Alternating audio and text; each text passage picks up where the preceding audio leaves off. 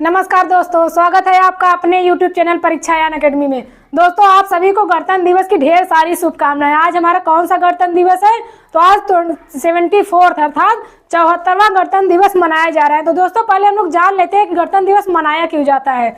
जैसे हम लोग तो जानते हैं 1947 में हमारा देश आजाद हो चुका था, लेकिन क्या गणतंत्र दिवस कब से मनाया जा रहा है? 1950 से।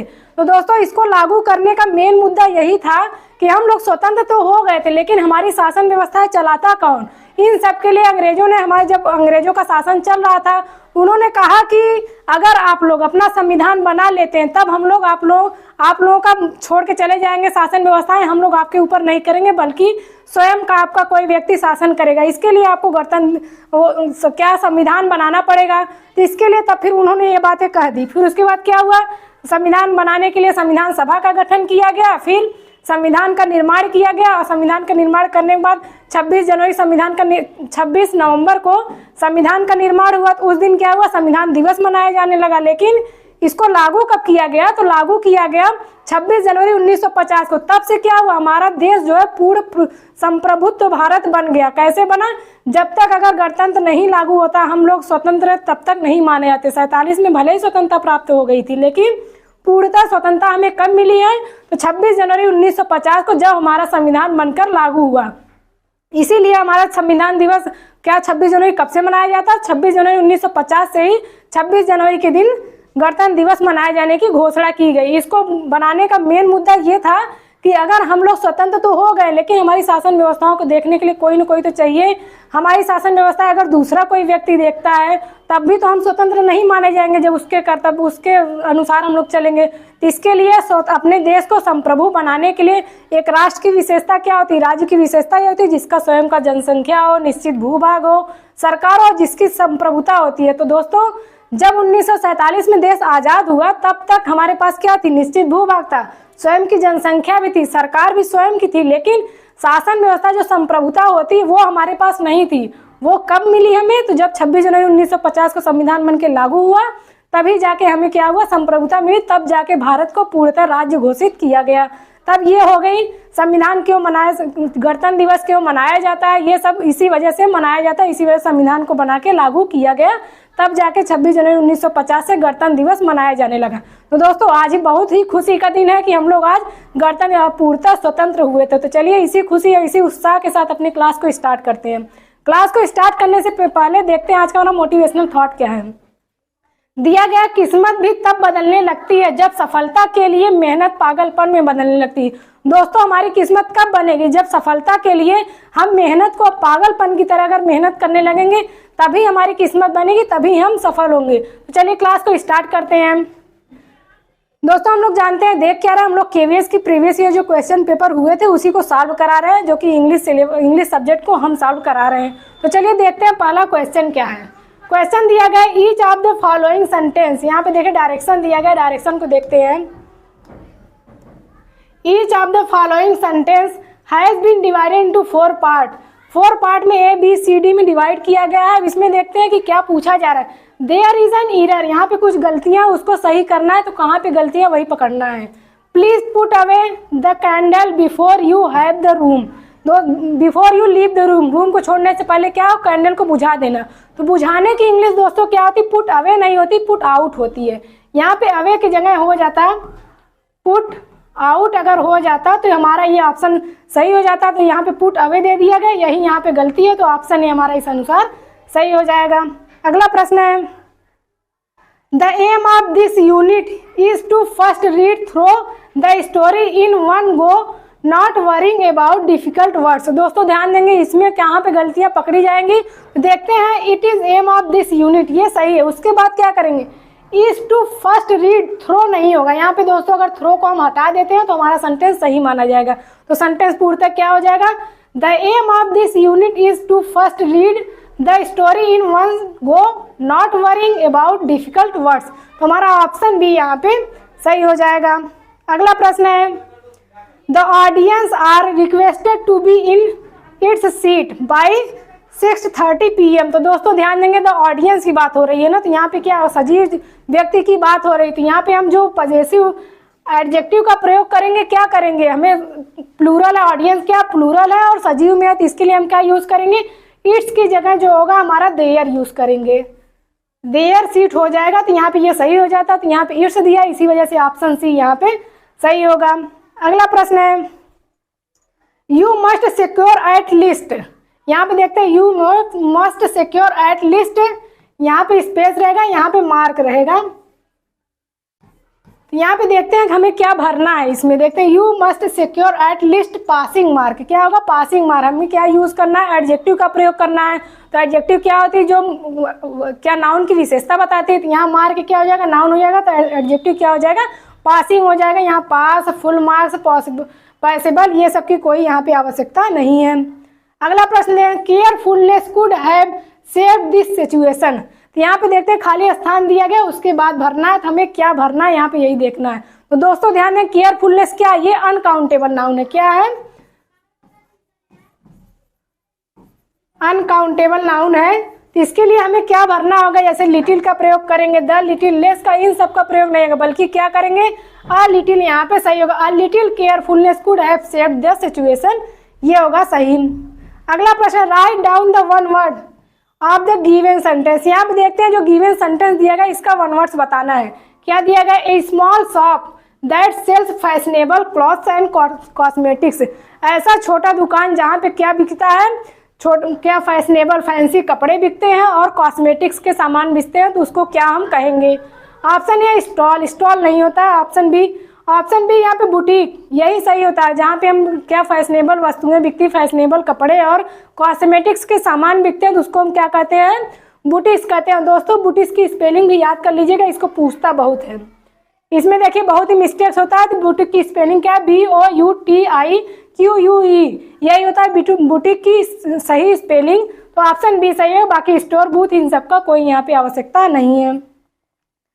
आगे देखते हैं right down the one word of the given, यहाँ पे भी वन वर्ड बताना है। देखते हैं ईयरली सेलिब्रेशन ऑफ डेट और एन इवेंट, कोई डेट या कोई इवेंट्स को हम जब ईयरली सेलिब्रेट कर साल में एक बार सेलिब्रेट करते हैं तो उसको क्या कहते हैं, क्या जुबली होती है, एनिवर्सरी, बर्थडे, सेंचुरी, सेंचुरी नहीं होती है ना बर्थडे होता है। ऑप्शन बी एनिवर्सरी होती है। क्यों होती है, जैसे कोई भी इवेंट्स होता है उसका कोई फिक्स नहीं, कुछ दिन वो इवेंट्स जब बनाया था तो उसको क्या कहते हैं, एनिवर्सरी, जैसे मैरिज एनिवर्सरी होती है, इंगेजमेंट एनिवर्सरी होती है, ये सब इवेंट्स जो आते हैं वहाँ पे ऑप्शन बी सही हो जाएगा, एनिवर्सरी। अगला प्रश्न देखते हैं राइट डाउन द अपोजिट, यहाँ पे अपोजिट वर्ड बताना है, किसका अपोजिट, अंडरलाइन वर्ड बताना है। He exhibited a comprehensive approach toward the matter in hand, comprehensive की अपोजिट मीनिंग हमें बतानी है।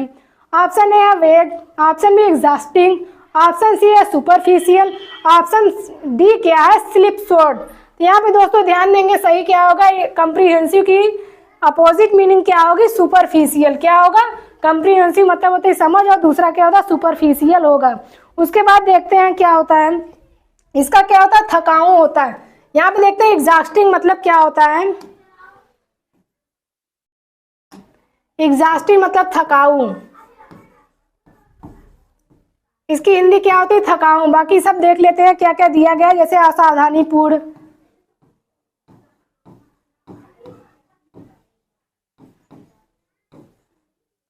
असावधानीपूर्ण। उसके बाद इसको क्या कहते हैं, व्यापक कहते हैं, व्यापक। तो इसका जो अपोजिट हमें बताना है, व्यापक का क्या होता है, संकुचित होता है। तो यहाँ पे देखते हैं सुपरफिशियल, ऑप्शन सी सही होगा। अगला प्रश्न देखते हैं दिया गया write down the opposite of the बोल पार्ट, यहाँ पे बून का अपोजिट बताना है। बून मतलब क्या होता है, बून मतलब होता है क्या हम कहते हैं, जो किसको कर से इसका अपोजिट होगा तो क्या करेंगे, उसके लिए क्या होता है, वरदान। वरदान जो शब्द दिया गया है यहाँ, बून मतलब क्या होगा, वरदान। जब किसी कोई वरदान देता है तो उसको हम क्या कहते हैं, बून, इसकी हिंदी इंग्लिश होती है। उसके बाद देखते हैं इसका अपोजिट होगा कर्ज, जब वरदान दिया जा रहा है तो कर्ज होता है क्या, अभिशाप। इसका अपोजिट क्या हो जाएगा, अभिशाप। देखते हैं अभिशाप कहाँ पे है, तो यहाँ पे कर्ज देखते हैं, ऑप्शन बी सही होगा। ट्रबल मतलब होगा कठिनाई, कठिनाई होता है। मिसफॉर्च्यून मतलब होता है दुर्भाग्य, मिस फॉर्चून मतलब होता है दुर्भाग्य, और ब्लेमिश मतलब क्या होता है, ब्लेम, किसी को ब्लेम करना, दोषी बनाना। यहाँ पे ब्लेमिश मतलब क्या होगा, दोष होगा। ये सारे वर्ड मीनिंग हो गए, इसका अर्थ हो गया। तो हमें वरदान का अपोजिट बताना है, तो वरदान बून का अपोजिट क्या होता है, कर्स होता है। ऑप्शन बी सही है। अगला प्रश्न है, write down the idiom of the given bold part. Idiom phrases बताना है, इसका इडियम क्या है, लुक्ड ब्लैंक, इसका इडियम क्या है, जैसे दिया when he was interrogated by the police officer he looked blank, क्या वो एकदम क्या दिखता है, खाली, पूर्णतः खाली। Was furious, showed no feeling or understanding, had no energy, grew pale. तो यहाँ पे दोस्तों ध्यान देंगे, ऑप्शन बी जो दिए गए हैं, लुक्ड ब्लैंक का मतलब क्या था, showed no feeling or understanding, वो दिखाता है कि उसके अंदर न कोई फीलिंग है न कोई समझ है। तो ऑप्शन बी यहाँ पे सही हो जाएगा। अगला प्रश्न है, राइट डाउन द इडियम्स बताना है, इसमें भी I can't make head or tail of your story, मैं आपकी स्टोरी का कोई can't make head or tail. तो इसका देखते हैं अर्थ क्या होता है, see the beginning or end of, appreciate, agree to, make out anything, make out anything, agree to, suppose उससे क्या होगा, सहमत होना, अप्रिसिएट प्रशंसा करना, ये सब नहीं होगा, बल्कि क्या होगा यहाँ पे, सी द बिगिनिंग ऑफ और एंड। यहाँ पे क्या है, ना तो उसका स्टार्टिंग देख सकते हैं ना तो इसका एंड कर सकते हैं। ऑप्शन ए यहाँ पे सही होगा। अगला प्रश्न देते हैं, राइट डाउन, दिया गया write down the synonyms of the given bold word. यहाँ पे सिनोनिम्स बताना है, किसका बताना है, असेंडिंग का सिनोनिम्स बताना था। असेंडिंग मतलब क्या होता है, ऊपर की चढ़ाई बताना होता है। तो देखते हैं क्या होता है, फॉलिंग मतलब गिरना होता है, गिरना। शूटिंग मतलब क्या होता है, निशाना लगाना।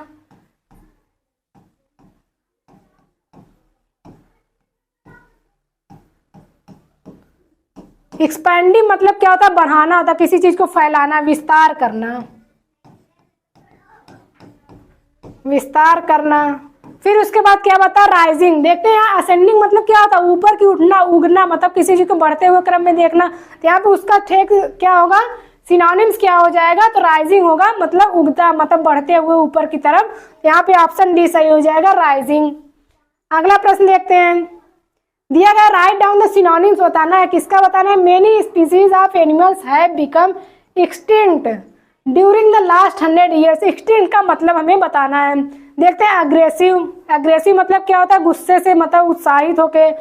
स्कैटर्ड, नॉन एग्जिस्टेंट, यहाँ पे फीबल, ये सब नहीं होगा। यहाँ पे देखते हैं नॉन एग्जिस्टेंस होता है, क्या होता है उसका मतलब, देखते हैं एक्सटिंक्ट मतलब होता है विलुप्त होता है,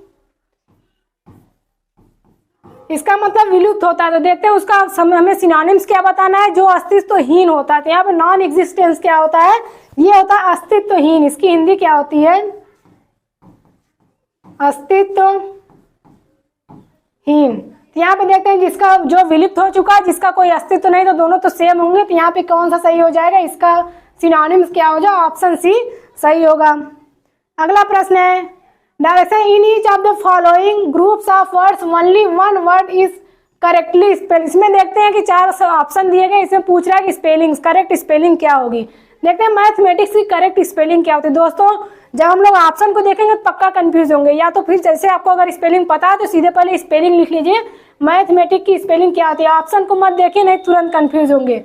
मैथमेटिक्स की स्पेलिंग क्या होगी, MATHE, मैथमेटिक्स। यहाँ पे क्या होगा, मैथमेटिक्स की स्पेलिंग यही सही होती है। तो यहाँ पे हम देखें, फिर उसके बाद छाट लेते हैं। नहीं तो अगर अभी हम ऑप्शन में खोजते रहते हैं तो हमें कंफ्यूज पक्का, कितना भी कोई पढ़ा रहेगा कंफ्यूज हो जाता है।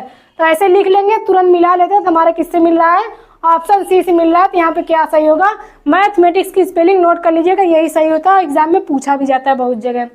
उसके बाद देखते हैं लास्ट क्वेश्चन है, दिया गया है लेफ्टिनेंट की स्पेलिंग हमें बतानी है। अब दोस्तों ये तो बहुत ही कंफ्यूजनेबल वर्ड्स है। अब इसमें देखते हैं लेफ्टिनेंट की सही स्पेलिंग क्या होती है, वही हमें बताना है।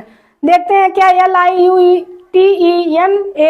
होता है, क्या ऑप्शन बी देखते हैं LEUTENANT, क्या सी होता है, क्या डी होता है। तो दोस्तों लेफ्टिनेंट की स्पेलिंग रट लीजिए एकदम से, बहुत ही अच्छे से देख लीजिए क्या होता है। लेफ्टिनेंट की स्पेलिंग होती है LIEUTENANT।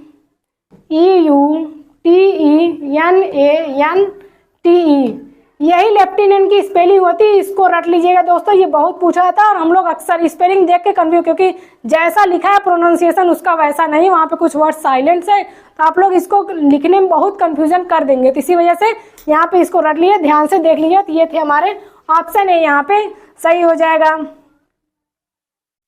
तो दोस्तों हमारा क्वेश्चन यहीं पे समाप्त होता है, आज की क्लास भी हमारी यहीं पे समाप्त होती है। अगर आपको कहीं पर कोई भी डाउट हो तो आप कमेंट सेक्शन में जरूर पूछिएगा, और हमसे जुड़े रहने के लिए, हमारा साथ देते रहने के लिए आप सभी का बहुत बहुत धन्यवाद।